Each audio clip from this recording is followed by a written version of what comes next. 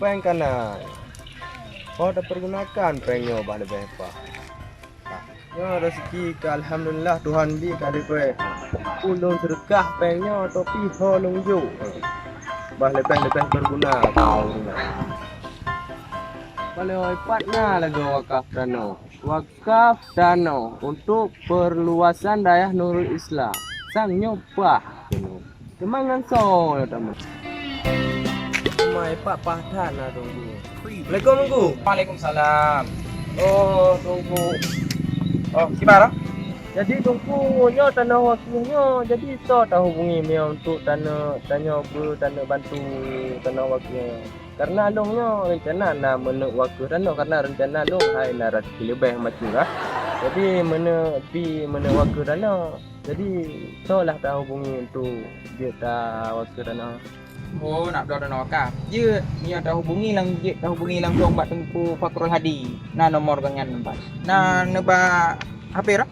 HP tunggu. Na pilih nambah HP yang. Cin 3 nombor cin no uji telepon juga. Ada telepon ayah na ya. Tengku Fakrul lah. Assalamualaikum tengku. Nyo na hamba Allah hampa nak doa dan wakaf daya tengku. Pak Dahran. Oh, nah, nya. God, cik nama rempok dino tengku. God tengku. God tengku ah, tengku. Dia nama rempok ngan goyan dino. Tunggu si Bran Ya. Ngan tengku Fakrul lah. Di dalam dalam rumput dia bertambah mangat apa. Oh, dah yang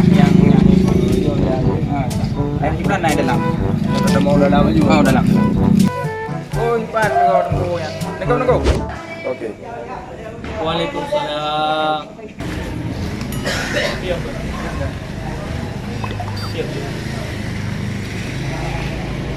Jadi menurut gua, jadi punya banyak nak kemudahan harta. Jadi banyak yang menurut itu salon pampet dan wakaf dah tanya. Memang betul ya Kun. Memang Hidayah itu dah sediakan tanah wakaf untuk pegat balai pengajian. Ya, khusus pegat balai. Jadi perlu meter tu. Yang harga si meter Rp100. Semacam dah turbe. Ya, dia memang tu nak yang berminat. Itu mana nunggu ai ilung na kemudahan harta na rezeki Tuhan jo baju kan. Rencana mana terkah ke na long kalam pamflet ide. Pamfletnya hai long kalam tanah wakil. Jadi anda tu hoja hai untuk long wakil. Jadi pasal merumpok nunggu muhajar. Hai gebitaran long untuk bukan ke yang merumpok nunggu. Jadi yang ke tanya kiban cara untuk dia tawakal tanah ikutnya. Dia berarti bulan harga dia lebih ada macam. Jadi harga tanah ikutnya Rp100. Macam Kina yang pak bacuan itu hai lah. Padahal nak apa yang no. Hai dah pak. Okey benda tu hai dah. Kenyo John hai ni waktu dah tinggi tu kan. Nama iman tu Yang kenyo tungku yang dah manfaat. Yang dapur kedai lauru tengok. Yang ke harta tawakafnya dan kenya yang dah manfaat. Yang kuro kedai umita pemandunya kuro dengan mandu. Kecuali yang memang dah sumbangkan bajaran Allah seperti tawakaf. Yang hartanya mengalir.